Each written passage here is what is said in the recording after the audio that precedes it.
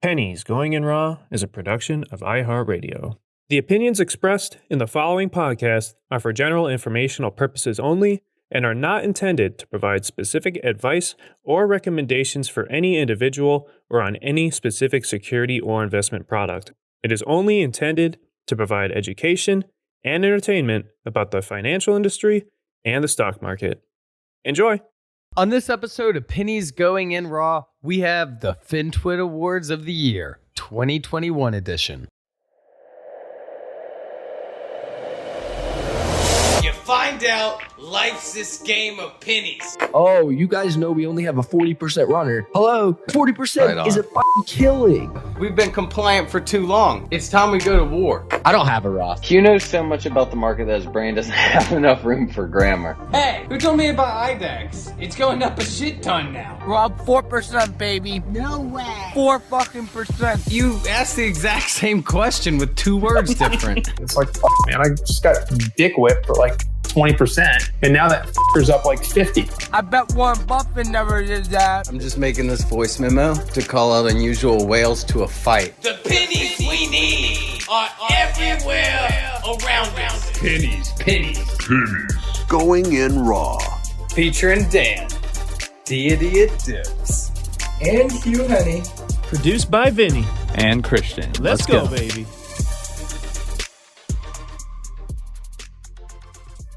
Welcome back to another episode of Pennies Going in Raw. Today is Wednesday, January the 5th, 2022. And before we get into the awards, obviously we got to talk about the first couple days of trading this year. Make sure to put those P&Ls on the calendar, fellas, because, I mean, so far so good. And Monday, obviously, massive day for Tesla, up 10 to 12%, which is ginormous for a stock with that float and that price and everything. It's insane, almost getting back to all-time highs. And it's just set off the EV sector. What do you kind of take from all that with the Tesla news and everything? Yeah, so I actually held Tesla. I bought it right before close on Friday because I knew about the delivery number. So I knew that it was getting hit. And this was just like an accumulation thing. You know, I felt like they were going to have good numbers. And then I ended up selling like basically all of it in pre-market, about $70 from the high.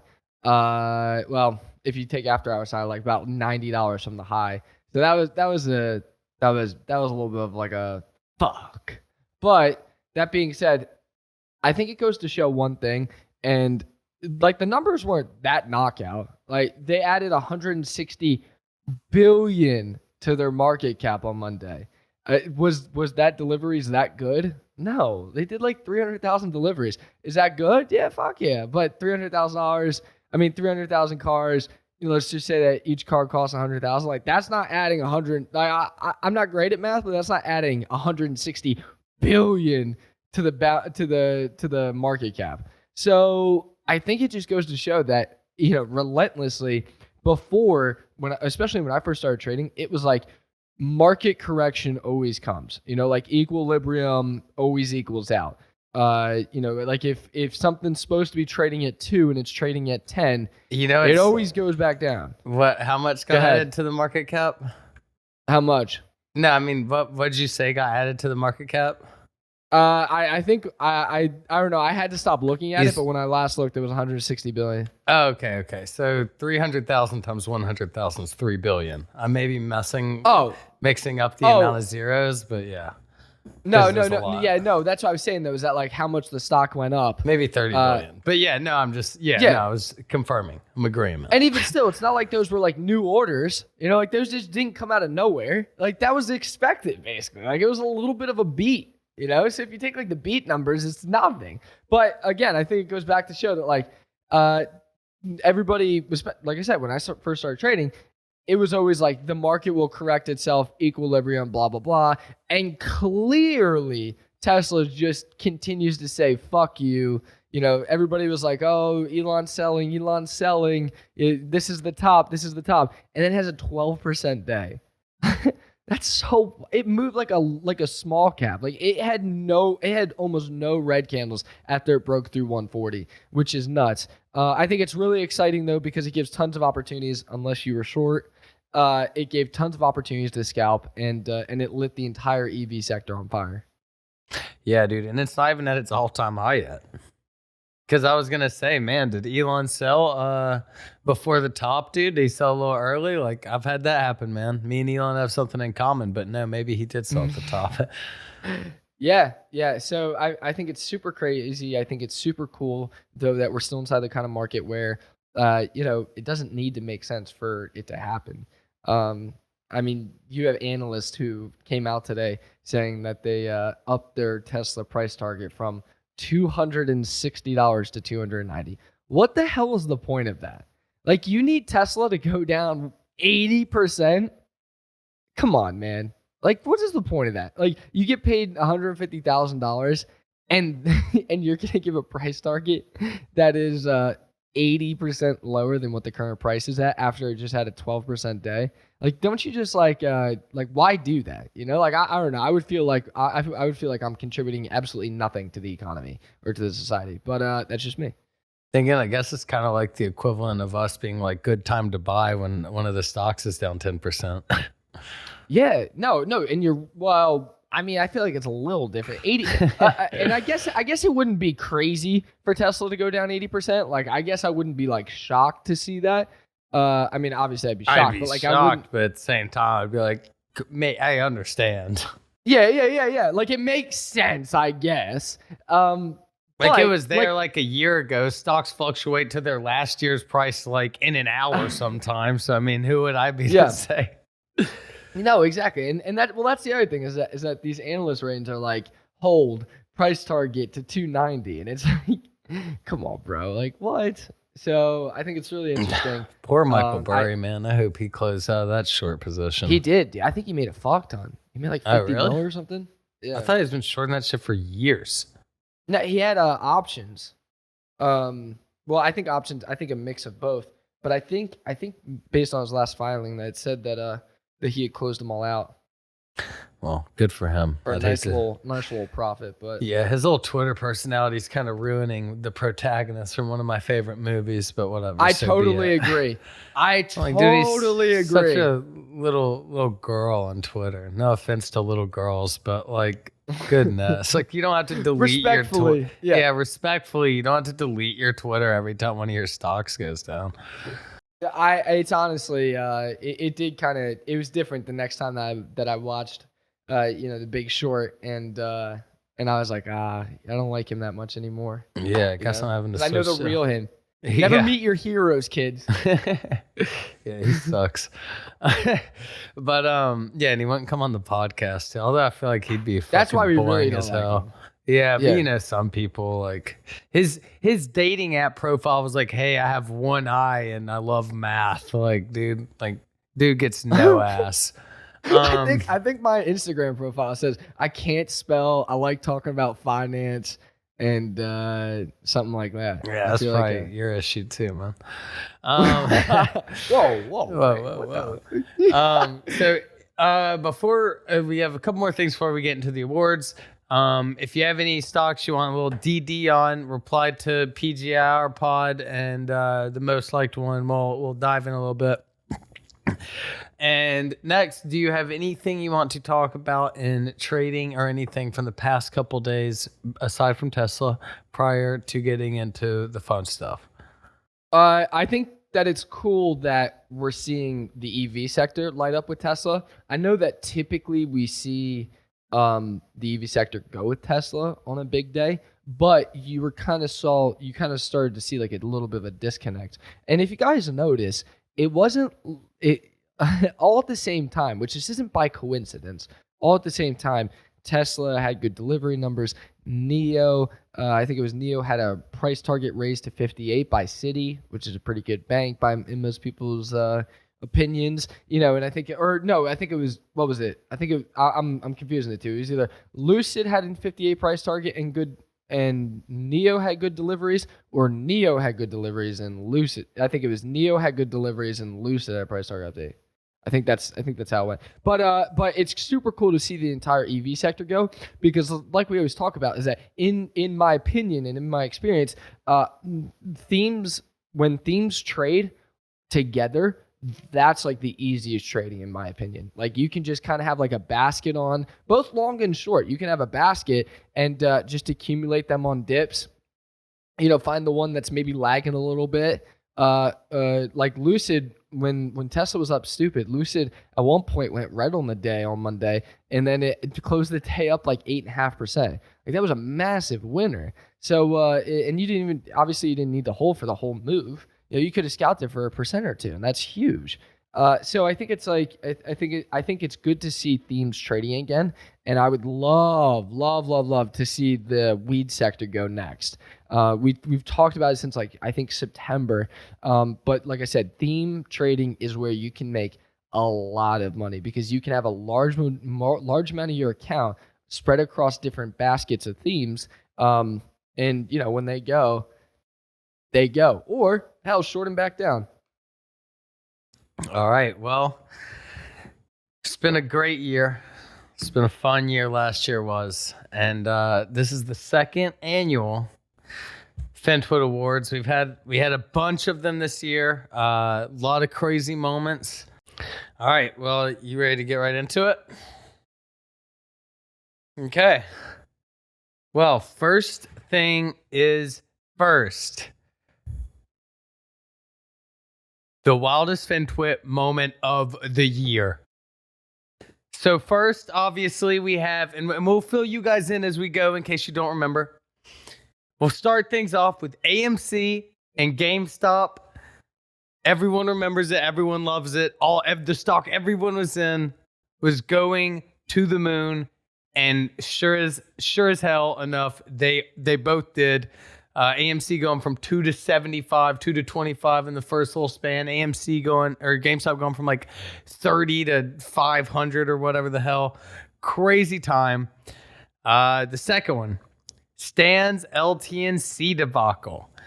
Fuck that shit. I hate making an OTC stock go from sub 1 all the way to 8 cents.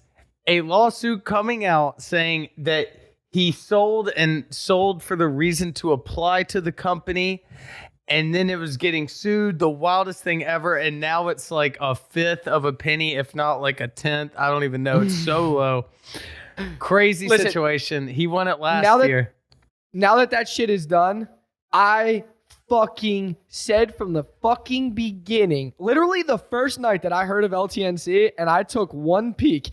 I was so fucking mad about that thing. I was so mad. How many conversations did we have about I invited the CEO onto the podcast. I warned fucking Char or whatever the fuck. And she tried to get me expelled. Man, fuck that shit. I hate that shit. And I bet that CEO still walked away with millions. Wild time. One day I'm going to be the SEC chair and just fuck shit up. Next. Our Reno event. That was definitely a wild FinTwit time. It was one of the first moments where everyone on FinTwit was together, had like 300 people all just hanging out, and that was a lot of fun. Next, we have the Zach Morris face reveal. For the past few years, he's been incognito, Mark Paul Gosselaar style, and out of nowhere, we got the face on the private jet, and that was amazing to see. So beautiful. I had people I was in the picture. I had people reach out to me from high school like, yo, this looks so much like you. And last is Luke Murray tweeting, thanks for the Vissel pump to Atlas with a $7,700 gain, and PJ responding with a $500,000 gain from the same stock. Just a real good moment. And the winner of Wildest FinTwit Moment of the Year, the AMC and GameStop. Yay! Yes, never seen something like that before. Everyone just getting thousands of % gains. I talked about all the time the AMC options going 17,000%. What a ride! How fun was that? And man, if we could have another one of those this first quarter, that would make tax season a hell of a lot easier. Oh yeah. All right. Well, next is Horniest Furu of the Year award. Do we have anybody more than one? We have 4, actually. Whoa. First is Zach Morris for tweeting to a hater, "Is your daughter 18 yet?" Oh God. We have Ultra Calls. He had a baby. Which, that very horny. He did have a baby this year, right? Yes. Okay. Spec Yes. Trader in Training got blocked by Anya Trades. How the fuck do you do that? She tags every ticket. He was being so horny. And Stan, for obvious reasons. He's a residual winner from last year. So, and this could be any Stan. And not to be confused. Yeah. And the winner is Spec Trader in Training for being so horny he got blocked by Anya Trades on Twitter. I mean, that's so. Go ahead. It's a myth that her account is run by her boyfriend who's a trader and she's like a ex porn star. Okay, maybe? so I'm not gonna say anything about her previous profession because I do not know if that's my first time hearing that one. I'll be completely honest. I thought she did something in that field. I think before. maybe she was in movies. I don't know, but looks like she's a trader now. But from my understanding, I think it may be a marketing scheme of you need someone else to be the face of the company while you're the brains. And there's the person typing the tweets and the person in the tweets. And I just don't think those people are the same. Yeah, I mean, she never says that it's her on the. Oh no, yes, she does. She's I'm in. Hey, that's a little odd. Who knows, dude. Next. FinTwit's cutest couple. This is a real Okay, we are nomination is Dan and Hugh. We have Tommy and Gary. Done.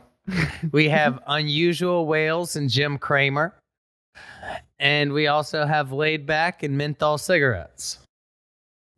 And the winner. This is such a tough one. Yeah, I know. And they're all so tight. But I think the winner of this year's FinTwit's cutest couple. And they've really come a long way this year. I mean, towards the end of the year, they're buying each other purses and motorcycles and shit. And you don't see that. Cute. I mean, Jim Kramer's not buying Unusual Whales one. Me and Hugh, we're like the family going through a tough time. We're like, we're not going to buy each other gifts this year. And Laidback probably needs to quit the cigarettes. So that's a toxic relationship. So the winner of this year's FinTwit's cutest couple is Tommy and Gary, the Goblin Goobers, and we are so happy for them. They're just so adorable, and we just can't see if they're still together next year because I mean, I'm ready for a baby. I want to see it. I want. They dress the same. They talk the same. No, they talk the same. Tommy's not talking. Use the same words. They finish each other's sentences. There you go. It's cute. Yeah, it's great. It's the Southern Belle meets the LA actor or LA musician. Exactly. So now we're gonna get into some singular personal ones. First is the options trader of the year. And we have Joe Alerts. Joe Alerts is good. Manziel Trades. Love Mans. And Sea Blast. Sea Blast. I don't know. Manziel told me about him. All right. And our winner is Manziel Trades because I don't trade my chops. Look, guys, this is kind of like the Grammys. The Grammys did give Macklemore Best Rap Album over Kendrick Lamar's Good Kid, Mad City. And look, man, Thrift Shop was a dope song. I agree. Thrift Shop was a dope song. It wasn't better than Good Kid, Mad City. And I think everyone can agree on that. So, yeah. Good job, Mans. Good job, Mans. Congrats, dude. So, Here's another big one. We got the Technical Trader of the Year award. 3 people in this category as well. Sorry if we forgot anyone. We got Kerry Palmer. Had his interview. Okay. Make sure to check him out. We got Bearfucker. Love Bear. And we got Ripster. Oh. And this year's Technical Trader of the Year award goes to Bearfucker. It's so close. We love Bear. It's He's so helping me get my close. pilot license. Between Bearfucker and Ripster. Kerry Palmer close third, but it was so close. Bearfucker just pulled ahead. And now we got another good one. And this one was really hard. This one was definitely the hardest because, you know, everyone had their down moments. Oh, I know which one this is. Swing Trader of the Year. Wow. And our contestants, laid back, popularized by his CEI call. Zach Morris, by a myriad of calls. Only one real bad. There's a couple that were down. However, they all had their runs. But I mean, you know, when you have some of the bangers like AMC, it's tough to not to have that lead. You got Tommy because he DM'd us like 7 calls that he swore he made that went super well. We have Ultra Calls, always a perennial Swing Trader of the Year contestant. He's a perennial Swing Trader All-Star. And we also have Tim O'Connell. Oh, I do love O'Connell. And this was tough. This one was tough. Wait, the fuck? I'm not in the running for this shit? What'd you call that went well? Yeah, okay. So this is so tough, man. And do you want to give away the winner? I do not know the winner. Yeah, I don't wait, did you send me this? I didn't mark any winners. Don't edit this part out. How the fuck am I gonna know this? So Tim O'Connell's So private. I'm finding out with everybody else. Tim O'Connell's private. So it's tough to give He's it to gonna him. hate this. He's gonna hate this if we give it to him and his Twitter requests blow up. But if we're going by percentage Yeah. of win, it's Tim O'Connell, Swing Trader of the Year award. Tim, let's go, mate. I think he owns a few. What are the sandwich shops? Poi Boys? Nah. Po that's Boys? it. Pog Boys? Po I don't know what Boys? they're called. All right. Yeah, Po Po Boys. Boys. Yeah. Yeah, he owns a few and he's long the stock. Go eat some Po Boys to show your appreciation for Dude, O'Connell. Po Boys, they're not just sold at one shop. You know that, right? Yeah, but like wherever Tim's at. Okay, but his thing is T_O'Connell, 26,000 followers. His profile picture's a fat kid. Never talked to him in my life, but He's got a killer great. record, He's yeah. so fucking. And I also kind of did that because it's like, I can't decide between those guys. What dignifies me to sign in? We do have some more. Don't worry. Large Cap Trader of the Year. We've got AJ Trades. And I know Hugh's going to be mad about that. Hey, calm the fuck down. Calm down. Super Lucky. And also Ripster. Ripster! If it's anybody but Ripster. Well, lucky for you, the winner of the Large Cap Trader of the Year is Ripster47. Rippy baby! Let's go! Congratulations, We love Ripster. And congratulations to all the other nominees. Big accomplishment. Now we have Most Improved Trader.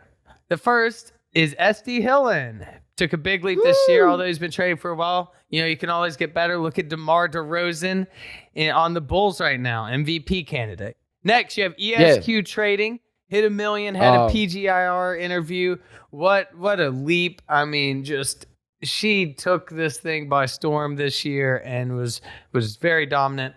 Next, Yeah, who the fuck wants to be a lawyer when you could be a trader, you know? Yeah. Next is Tommy Cooperman, the DJ from Breathe, Carolina. Turned 30,000 into over like 3 to 4 million. Super impressive work by him this year. And last, is NBA player for the Milwaukee Bucks, Grayson Allen. Just took his game to another level. And not just in basketball, he's averaging like 20 points a game. One of the hottest 3-point shooters in the league this season. I think he's top 5 still. Yeah, but who cares about that? And talk also about the a fantastic trader, fantastic technical trader who has to work a tough NBA practice and schedule in. And yeah, hell of a trader, hell of a basketball player. Can't shy away from that. And the winner for most improved trader of 2021 is former musician, current trader Tommy Cooperman. Coops. So very, very proud of him. He's done a lot this year, and it's his birthday next week. It's his birthday next week. So everyone's sending gifts. Yeah. Now we have best trading resource. We got some good ones. They're all friends of the pod. We got Bloomberg, Michael Bloomberg. Yeah. We also have Zero Hedge. I love them. Like, I love the all caps. Makes me, it's like right there, you know. Next we have Unusual Whales. Oh, love whale. Lastly, we have Ben Zinga. Oh, love Ben Zinga. And we have a 2-way tie. Oh. For the options guru himself and all things on option sweeping and everything to make sure the SEC and Senate are fucking not colluding. Unusual Whales tied. Oh, yeah. With our very first sponsor, Benzinga. Oh, we love to hear it. Big shout out to Hot Stocks Luke. I mean, the hardest working guy in all of FinTwit, if I say so myself. And yeah, very, very proud of both of you guys. Make sure to collect your award after the show. Next, we have scummiest offering of the year. Oh, this is easy. The last year, it was the one that did it in the middle of the night. Total douchebag move. But that's right. Whatever. This one, there's only two. There's only 2 nominees. One's METX. And next is the obvious winner. No debate. AHT. After everyone on FinTwit was with it, it was going so well from like, what was it, 2 to 7 or cents to $7? Yeah. And then the CEO is unbuttoning his shirt on Twitter, being boys with the fellas. And what's he do? Pulls the scummiest offering of the year. Pulls the rug. Sorry, FinTwit. I'm not your boy. Thanks for raising my company money, dumbasses. So big shout out to AHT Rob for pulling the scummiest offering of the year. Total D-bag. Next, the biggest scam of the year. Oh, if this isn't LTNC or we have the dudes in FaZe Clan who made the Save the Kids token. I don't even know what that is. Oh, well, that's not good. What is that? Oh, they made like a cryptocurrency, and they were just getting it, pumping it, and then like selling it all immediately, saying like a certain amount goes to kids. Yeah, it's pretty fucked up. Yeah, that is fucked up. The next one is the goat water. This better win. Next nomination is the Squid Games token. We talked about it. Went up 1,000% and immediately dropped. And lastly was not buying puts before the Capitol was invaded January 6th. Yeah, it would have been smart. And the biggest scam of 2021, the dudes in FaZe Clan Save the Kids token. Get the fuck out of here. Dude, it's kids, dude. The kids. The kids. Goat water. Goat water. The kids. Hydrogen water. The kids. I'll forever hold a grudge against anybody that had any affiliation with that company. We got a few more. We got a few more topics till. Hey, dude, I bought some of the water. I still got one sitting in over there. I think it popped a hole in it because the can's really shitty. We've got best educator, and you're picking out who wins this one. Me? Because I hate learning. So here's the nominations. We've got Ripster. We've got the Tommy and Gary show. We've got Carrie Palmer. We've got Manziel. We've got Nathan Michaud, Investors Live, ESQ Trading, and Zach Morris voice notes. Oh, which voice notes? All of his voice notes. This is a tough one. This is a tough one. So, I mean, you got to think Ripster's still posting all the time. He's still doing all that. Yeah. You got Tommy and Gary doing their live shows. Manziel's got a myriad. I don't know if that's the right word. He's got a shit ton of content. I don't know if it's all just for his Patreons or whatever, but he does have a lot of content coming out. Nathan Misha, you know he does, even though it has me blocked. Yeah. I think the winner, because he has years and years of content, I think over 10,000 hours of learning materials. Rippy baby! Rips, congratulations! Congratulations, a 2-time winner. Come get your second award. Wow, look at that. Okay. Now, are we going to win any? Me and you got to win something. Can we do like best podcast? We have best podcast listeners coming up. So we have worst and best call of the year.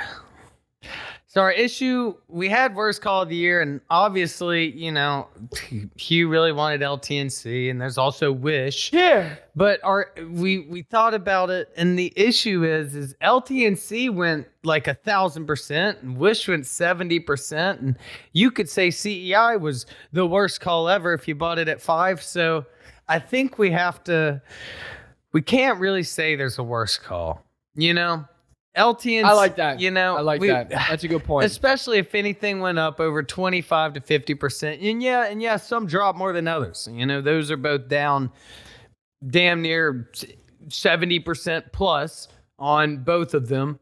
And it's tough to do worse calls. So let's be happy, be positive in 2022, and make sure we get the call of the year. Sorry if we missed anyone, but we have 3 absolute slaughterhouses of a call. You ready? I'm ready. Okay, let me see. Here we go. Our first one. Right as the year started, an absolute dinger. AMC. Zach called it at $2.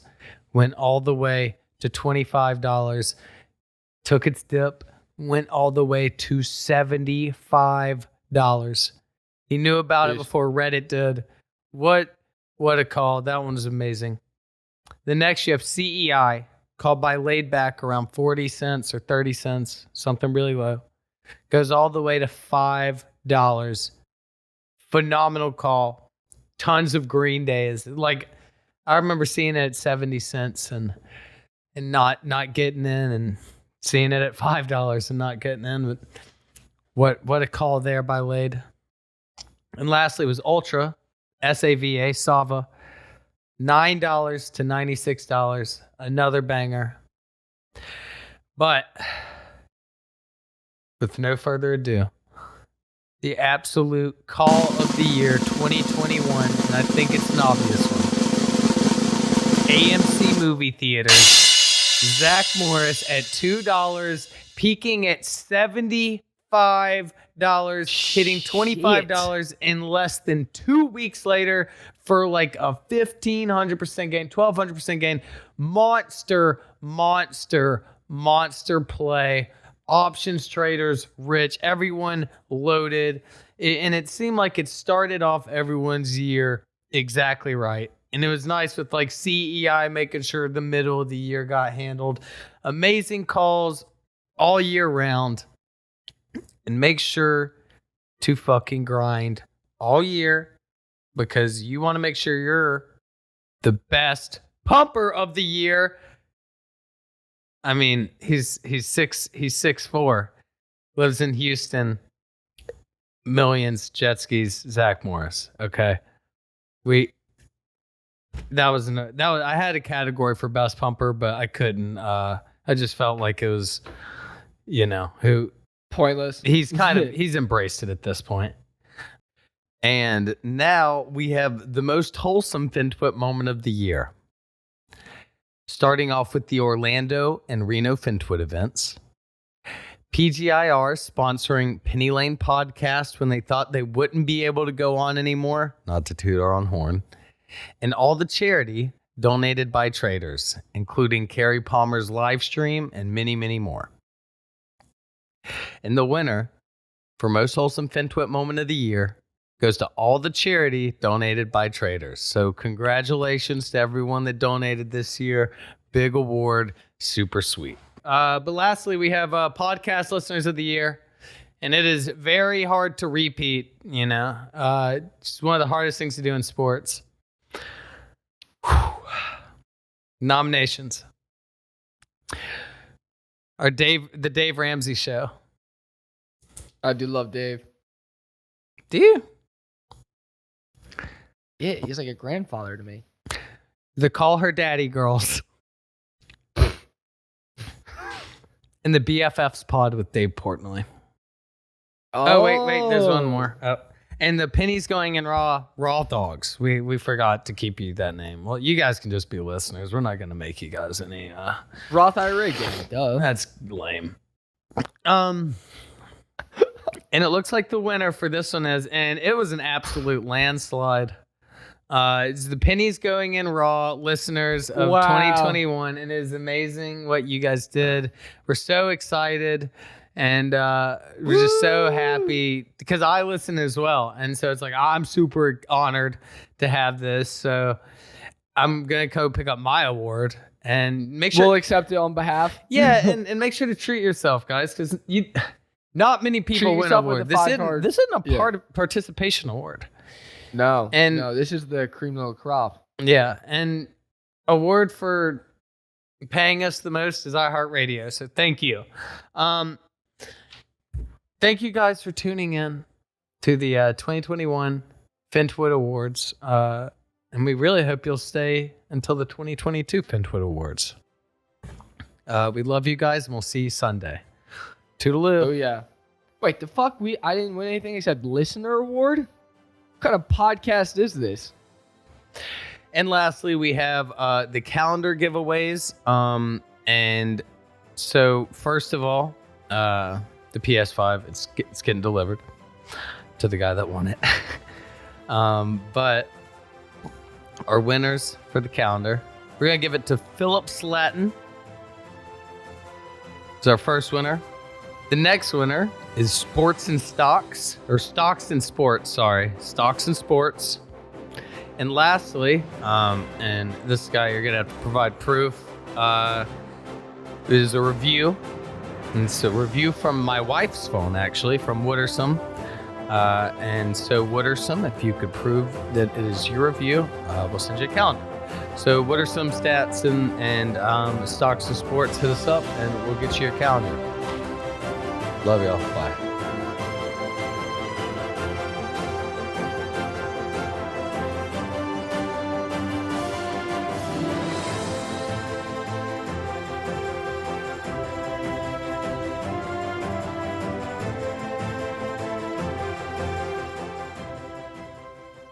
Pennies Going in Raw is a production of iHeartRadio. For more podcasts from iHeartRadio, visit the iHeartRadio app, Apple Podcasts, or wherever you get your podcasts.